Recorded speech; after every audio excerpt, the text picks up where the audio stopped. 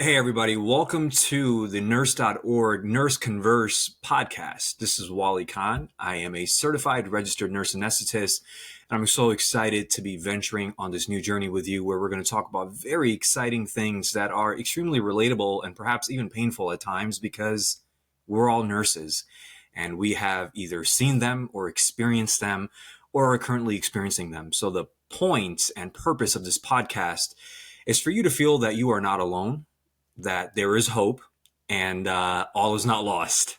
So let's get started. Today's topic is so relevant because not only have we seen it up close and personal during the pandemic, but we're currently experiencing it right now. And that is this mass exodus of nursing. All the nurses that you know that are leaving in droves. And let's kind of refine that topic, the mass exodus of bedside nursing, because everyone that you know wants to leave nursing. And you're like, wait a minute. I remember just a few years ago, everybody wanted to be a nurse because it was the cool thing to do. It was very lucrative. Some people defined it as such. It was noble and, it was very selfless to want to be a nurse. But now you hear everybody's leaving to go to school or travel and they're burnt out and X, Y, and Z. And we'll discuss all of these factors as to why people are leaving. But let's face the truth. People are leaving nursing. It's a reality. It's happening. If you're a senior nurse, you've probably seen people come onto your unit, get orientation for 6 months, and bam, they're gone. On to the next one. And it's happening. And if you're somebody that's on the verge of retirement, you probably have been through the grinder and you have seen the revolving door phenomenon that is bedside nursing. If you're a current nurse, a recently graduated nurse, or considering a career in nursing, the opportunity for healthcare workers has never been higher. And that's a universal truth because people are always going to be sick. That's just the nature of this profession. People will always be sick. People will always get hurt. People will always have babies. So the healthcare industry is not on the decline. However, this particular group that we're talking about, nurses, there's a very strange phenomenon that's occurring. From the availability to enter any area that interests you, to job security, educational opportunities, to the potential for higher salaries, the healthcare industry will definitely be wide open for those who are ready to venture in it. But I want to share some statistics with you because nobody believes you when you just talk without some research and hard facts, right? So in March of 2022, kind of post-pandemic era, the American Nurses Foundation published some very alarming results of an impact survey that they did in the US. More than 12,000 nurses participated, so it's not just some small Facebook group. And more than 50% of those nurses completing the survey planned to leave or were considering leaving their position. And that's an increase of about 20% from the prior year. So that's 6,000 people out of those 12 said they were going to leave nursing or they're going to leave the current position that they're in. And there was a new survey released by Elsevier Health called Clinician of the Future. And it reveals a prediction that up to 75% of healthcare workers will be leaving the profession by 2025. If you're doing the math, that's 1 year away. 75%. Right, of healthcare workers will be leaving the healthcare profession by 2025. That's alarming. More than 150,000 healthcare providers actually left the industry from 2021 through 2022. And that's according to a report that was published on Monday by an analytics and data company called Definitive Healthcare. So where are these people going? Why are they leaving? Is the grass greener on the other side? I mean, is it worth it to venture out and leave the comfort and security of what you know? I read a very interesting article, which was actually published by a physician named Rachel Elena Norris. And she titled this article, "Are America's Caregivers on the Brink of Extinction? The Pandemic Straw That Broke the Nurse's Back." And I was like, wow, that hits close to home. The pandemic straw that broke the nurse's back. Now, this hits really close to home because my background prior to going into anesthesia was critical care nursing, but more specifically trauma nursing, trauma ICU and trauma resuscitation. And I worked on the west side of Chicago in a very high acuity hospital. It was a county hospital. And I saw things that would completely break anyone, right? We were going through the pandemic just like anyone else. And I saw people working and completely fearful for not just their own lives, right? But the lives of their loved ones, fighting this unknown virus that has globally taken down the human population, right? So it's not some small thing. And what we realized during the pandemic was all of these flaws, all of these monsters in the closet that nursing's had that we just brushed away under the rug. And, we were going to deal with later, and that later became decades, and that decades are eventually a half a century old. And now all of these problems came to light. What kind of problems? Insanely dangerous patient to nurse ratios. No help, overworking, staffing issues, low pay, benefits. All of these things came to surface, and we realized, wow, we've got a real problem on our hand. And we've had these problems, but now we've come face to face with it. And now the nurses, the healthcare providers, they demand accountability. They want answers. They want solutions to these problems. Or you know what? We're walking, because we already have all of this fear and stress from the pandemic. And so these 3 years, I would say, from 2020 to 2023, was a period of revelation, of the veil being removed from nursing, and the bedside nurses saying, we've had enough. We're not going to take it, and some change needs to happen. The survey was done 2 years after the first wave of the pandemic began, and the area that shut down, nope, scratch that part, that's not important. The survey was done exactly 2 years after the pandemic first began. And what we found from this survey that they were talking about, Elsevier, was that both nurses and doctors are burnt out. Both nurses and doctors are at high risk of leaving the profession. All right, something we already know. The majority of healthcare workers don't feel like they have a good work-life balance, and that's extremely important. Because in 2024, what people have now are options. They have options. They don't have to do the 9 to 5. They don't have to do the 312s. They don't have to do the 410s. And they don't have to be a W-2 employee. They don't have to be a slave to the system, right? That's the new wave. And so if I don't have that work-life balance, and you can't guarantee that I can spend time with my family or my loved ones or travel and do all of these things, well, quite frankly, this job isn't for me. And that's what options afford people. Many healthcare workers responded that dealing with families can be very stressful. And trust me, this is not some far-fetched truth. This is not some fable, some hyperbole. It's true. I mean, imagine, I remember when I was a bedside nurse, when I was in trauma ICU, and I would have patients that have been shot in the head or were in a traumatic car crash and are now intubated and have a breathing tube. And you have these family members that are trying to respond to the trauma in real time while trying to grieve, while trying to be hopeful, while being in the hospital, and they haven't slept and they haven't eaten and they're waiting for the results of a surgery or some sort of lab. And now they're letting all of those emotions out onto me, an individual who has also been standing up all night working to save their loved one.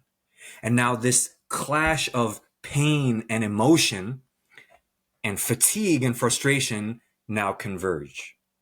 And you take that over the span of a 10, 20, 30, 40-year nursing career, and what do you have? Right? You have one of the ingredients of the Exodus. All the healthcare workers also pinpointed specific challenges. They also pinpointed specific challenges that are only going to continue to grow in the coming years. And I mean, just think about these things, right? We always hear about the baby boomers, the upcoming population.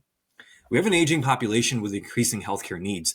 Every single person that you meet on the street now has hypertension and diabetes. I mean, those are kind of like, it's the equivalent of having brown eyes now, right? Every person that you meet, they've got high blood pressure. Because we Americans love to eat. We love to consume salt. Everybody and their moms has diabetes now. Because we, again, are either genetically predispositioned to certain comorbidities, right? We get them because our parents and our grandparents have had them, or it's because of life choices that we've made. But the problem being, and also the recognition, is that there's an increasing healthcare needs. Also, some of the challenges that nurses are facing is that patients are becoming more empowered, and that's not a bad thing. That's a good thing.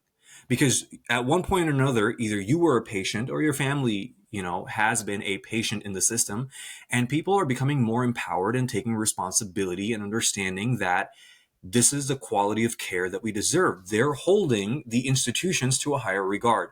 Well, guess who else is part of that institution? The nurses. They're being held to a higher regard. They're being held to a higher level of accountability. And so they must also rise up to the occasion of being held accountable. The fast pace of healthcare technology, man, you're either with it or you're not, right?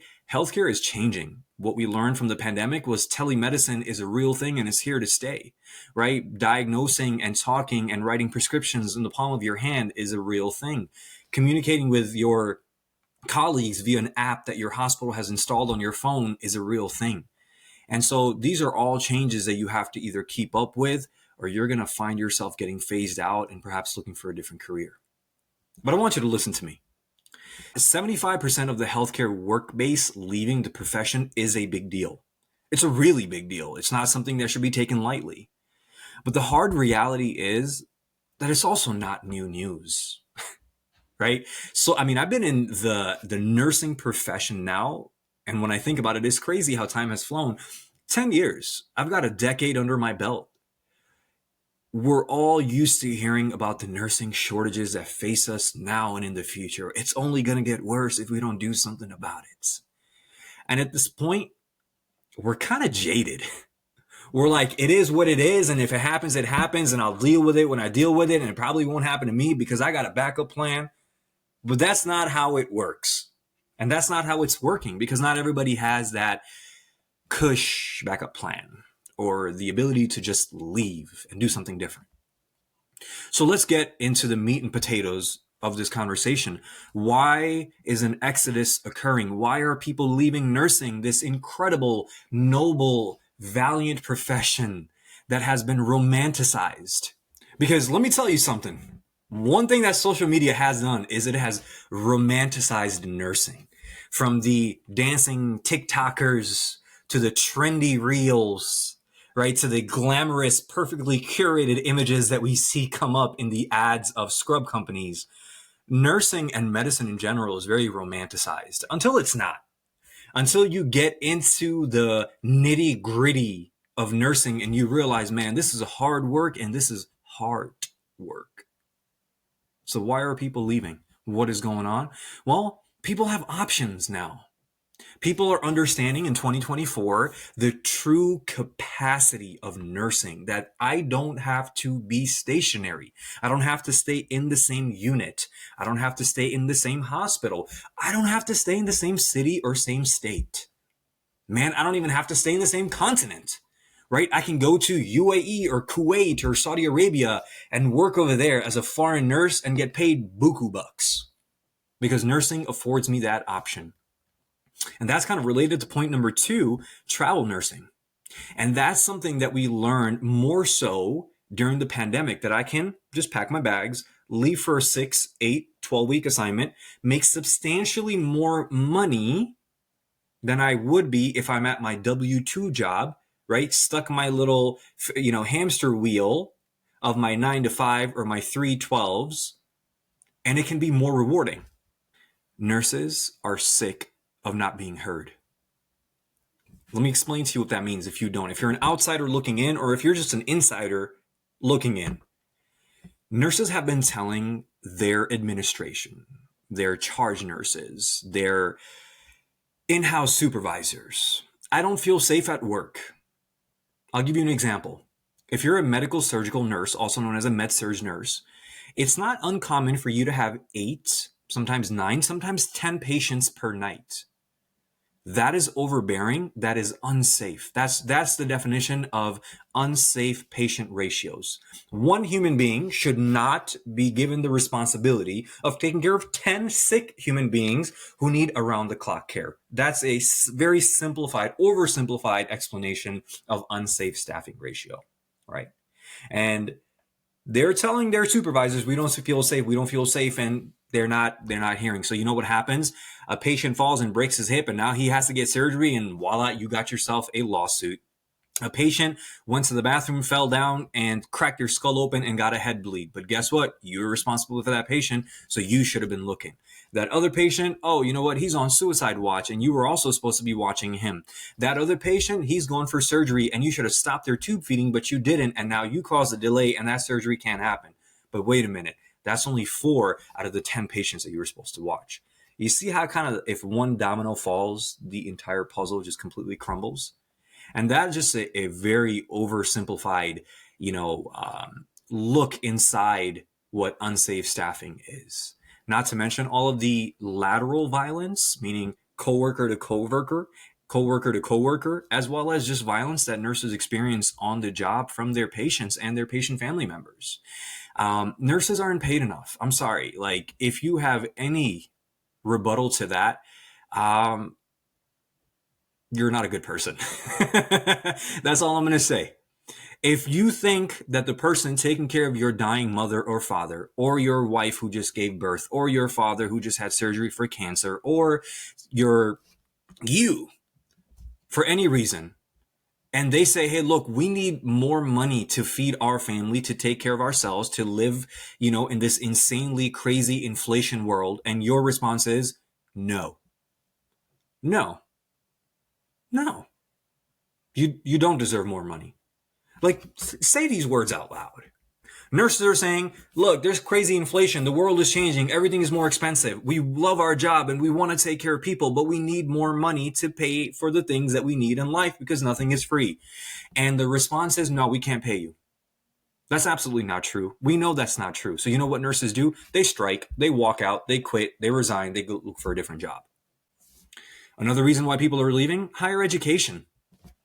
Right here, point case example right here. I was really glad to be a bedside nurse, but you know what? There's greener pastures to be explored, and I want to explore that. I want to see what my potential is, right? I want to break that glass ceiling that I always thought was above my head, but actually it's not there because the sky really is the limits, and people want to explore that option. Increasing scope of practice. People want to be nurse practitioners. People want to be midwives, and people want to be nurse anesthetists and see what else is out there, see what other skills they can do, how much more knowledge they can retain, and how they can serve people better. And perhaps being at the bedside is a limiting factor to that growth that they're seeking. Not that bedside nursing is limiting them, but they've just realized that they have more potential than what was being offered in their current state of being. And then, as the point goes before, there's more pay. Who doesn't want to get paid more for doing the same job? Everybody. It's a no-brainer. But people, it's not just about money. People want to feel valued. It's not about the money. It's not always about the money. People want to be respected. People want to be valued. People want to feel like they have a need. People want to feel needed. That's just basic human emotional need. The need to be needed. The need to be loved. The need to be respected. And to say, hey, we care about you. You're welcomed here. And a lot of these institutions haven't given nurses that. And so they're going to look for it elsewhere. And lastly, a very common thing that we hear is burnout. Burnout has been identified as a risk factor for attrition. As of 2019, burnout cost the healthcare industry, and I'm not making this number up, $4.6 billion in turnover and reduced productivity. $4.6 billion in turnover and reduced productivity. We already talked about travel nursing. People want to travel the world and get paid. They want to travel the country and get paid. Paid more than they're getting paid on their unit. I mean, I knew nurses that were making $30,000 a week when they were doing the COVID travel nursing. It's not for everyone, but it's for someone, and they're doing it. And then this one here, as you're listening to this on social media is actually a reason for people leaving the bedside. Because now you have something called nurse influencers or physician influencers, right? This TikTok that we made fun of about nurses dancing and doctors flexing and all of this stuff. Well, guess what? It turned out to be pretty lucrative. And some folks said, I'm just going to take this uniform and I'm going to wear it, but not in the hospital, but outside the hospital in front of my camera. And I'm going to get a little smart with it. And I'm going to find a way to make it economically beneficial to me. I'm going to use my degree in a different scope and different manner. Now, you may agree, you may disagree, you may like it, you may dislike it, and that's fine. You're entitled to your opinion, but that's the truth. That people are making more money with their degrees outside of the hospital than they are inside the hospital. And you'll see a lot of these, user generated content that is coming out of healthcare providers that are partnering up with companies that will pay them to be representatives for them. People like to use the word influencers. I personally digress and have many different thoughts about that, but people are doing that. People are finding different ways to be happy, to feel valued, to feel wanted, and just simply respected. And not to mention this one right here. This is actually part of the exodus, because as people are leaving, new graduate nurses are not able to find jobs. And I remember in 2014, I had the same issue. You'll graduate school, you'll pass your boards, you'll get a license, but institutions, hospitals, will not hire you because you don't have any experience. You don't have any prior experience. Now, how can one have prior experience having a job which they just went to school for and graduated and got their license for? It's a vicious loop of nothingness. You won't hire me because I don't have experience. I don't have experience because I just graduated. I just graduated because I went to school to get the job that I'm applying for now, because it would have qualified me to be part of this job. And so I know many people that have graduated 6 months ago, 7, 8 months ago, and are still waiting in the application pool of all of these hospitals because they'll get rejected interview after interview because they don't have experience. And that's the truth. That's what's happening. And, at this point, you're like, yeah, the world is running out of nurses. Tell me something I haven't heard before.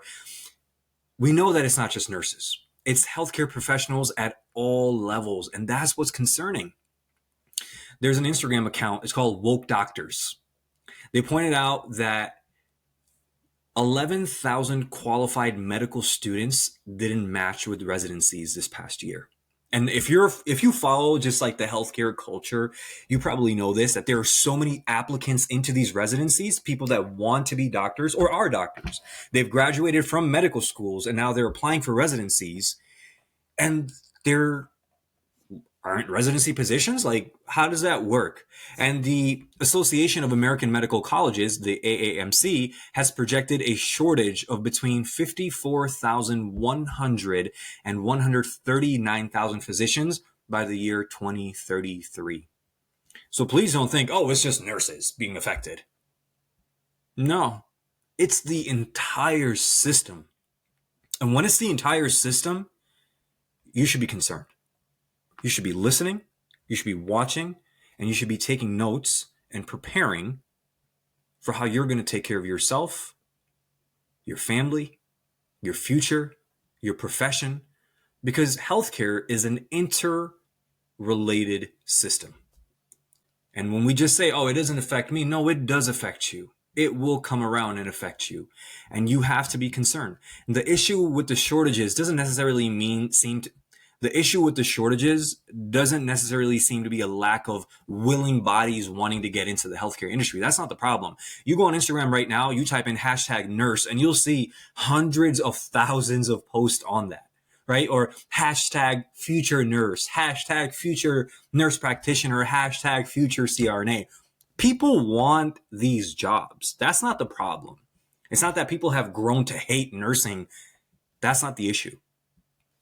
The issue seems to be with access and retention. That's where the problem lies. There are many key questions that need to be addressed, and I want you to think about each of these questions. Are our educational systems accepting a well-rounded population of healthcare workers into programs? Or are you just willy-nilly taking people because they're paying your school? Is there a criteria for emotional intelligence that is saying these folks deserve to be here, they want to be here, right? And many programs now are instituting these type of questions. They're called EQI into their application processes to see if these people, these group of individuals, truly want to be here and if they belong. And that has nothing to do with intellect, right, per se, but emotional intelligence. Are our healthcare facilities equipped to train new employees properly to set them up for success? You know, I had a job once where I was there for about 5 years, and they had zero continuing education that was either enforced, and I'm going to use that word because you should be forced to continuing education in healthcare because medicine is always changing. They had no system set up for education. They had nothing set up to advance the level of growth or talent or skill. It's just that if you were in, you were in, and that was it. Good. And now you can work until you're dead or retire. Right? Are we embodying? No. Are we strengthening the workforce that we have? Are we increasing them in intelligence? Are we preparing them to succeed with the new wave of challenges that we face as healthcare providers? Are our workplaces focused on employee retention through support in and out of the workplace? I mean, don't talk to me about diversity and inclusion. Don't talk to me about mental health stigma when you've done nothing for that. I mean, words are so incredibly cheap. Right? We don't just talk about mental health when one of our colleagues commits suicide or, a physician kills himself because he was so overworked and so tired and had so much going on in his life, but everybody ignored the signs. We love to make posts and say these empty words. I'm here for you. Please reach out and talk to me. But when people actually need help, you think the people that they work for, these institutions that they work for, they're the ones that they go to first to seek help? No. Because these systems aren't equipped to help people. Right? We always say people over profits, but let me tell you something. That's not the way that the system works because that's not how it's designed. And these are not some conspiracy theories that I'm making up because I don't like the system. It's because it's true. I have seen colleagues that I've worked with take their lives because they couldn't take it. Do you understand how prevalent suicide is in the healthcare industry? And so are our workplaces focused on support in and out of the workplace? And I'm asking you these questions. Yes, they're rhetorical questions, but they have answers. You have those answers because you have to ask yourself that when you go to work, when you're, meeting your nurse manager for that next evaluation, when you're meeting that nursing supervisor for your next evaluation, you shouldn't just be looking at that dollar sign. There's so much more to you than just the dollar sign. And that's what our, society has led us to believe is that if you're getting paid, hey, collect that green, get that bag. No bag is going to fill this and no bag is going to take care of this. You have to do that.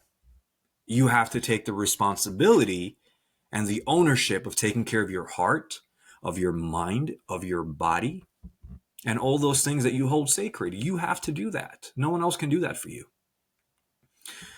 Another question that you should be asking, are current healthcare workers getting access to the physical and mental health treatment that they need from the trauma of working through a pandemic?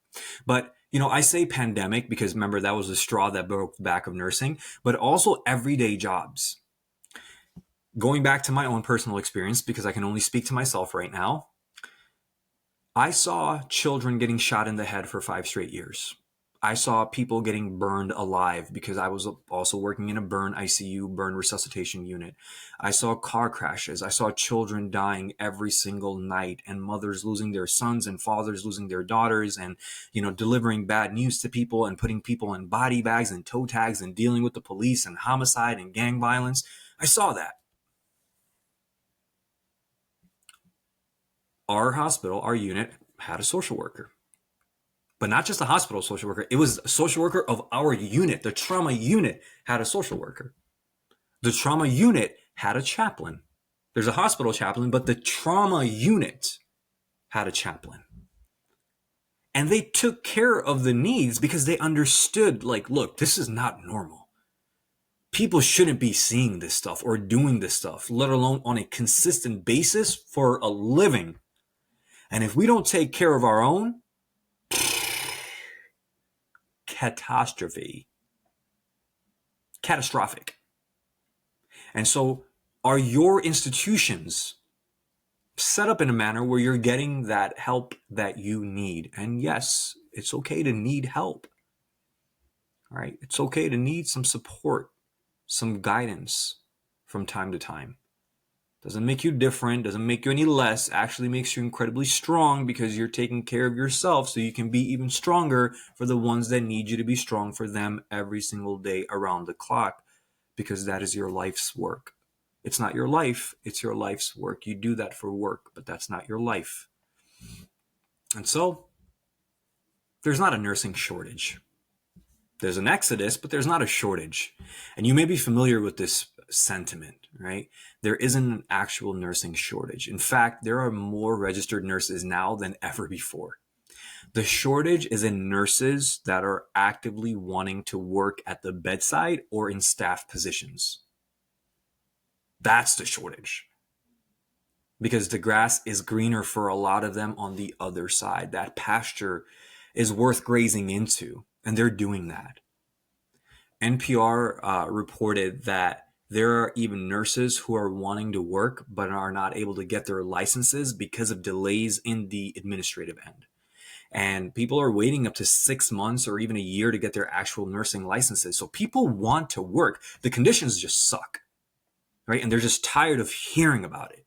And I'm tired of hearing about it. And I did something. And I said, I love my job and I love being a trauma nurse, but I got to go. I got to grow, right? I got to fly. I got to get out this nest.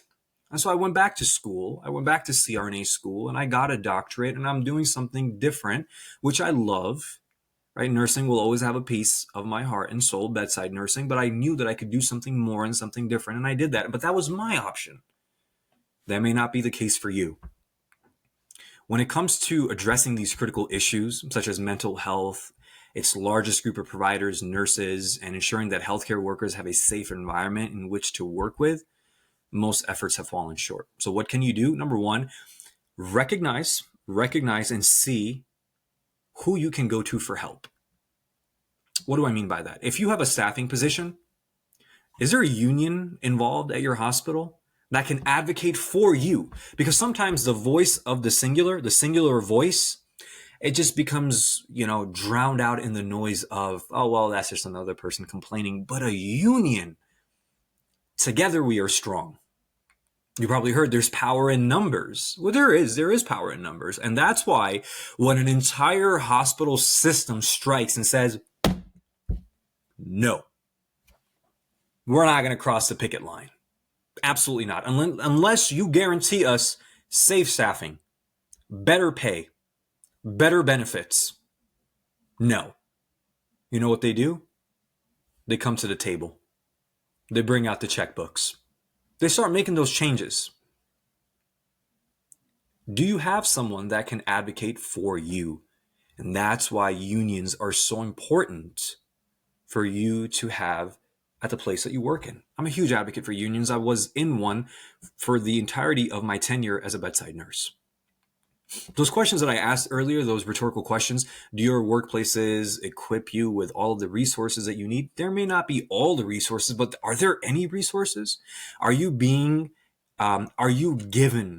tools to strengthen yourself educationally, academically, socially, emotionally? Are there systems set in place for you? And if not, then perhaps you need to go where you will have those systems. But only you can ask that. But I'm going to leave you with a quote. And I want you to think about this. Complacency is the nest of apathy. When you become complacent, when you've been in a job for years and years and years, and you no longer seek any change, that is when you've become apathetic. You don't care. You're indifferent. Whether you grow or you don't grow, whether things change or don't change, you have comfort. And comfort is lethal. Comfort is lethal. To quote the great David Goggins, right? Comfort will kill you. You got to be a little uncomfortable because discomfort is that spark that creates the fire within. To say, you know what? No, I deserve more. I deserve better. My family deserves better. My mental health deserves better. My physical, my lower back deserves better, right? Because that's the number one complaint nurses have. My lower back or my shoulder from pulling these patients. You deserve better. But the answers aren't in this podcast. The answers are already with you. You have the answers. You actually just need to work backwards and ask the right questions. Are you happy where you are? Will you be happy where you are a year from now, 2 years from now, 3 years from now? And does it serve your professional and personal needs? I hope you've enjoyed this first episode of Nurse Converse. Again, I know that there may be some things said here that you absolutely agree with, and there are some things you absolutely passionately disagree with. And that is the reason why we are having these conversations, because we all experience some, most, or all of it being nurses. I appreciate you joining me, and I'll see you next time on Nurse Converse.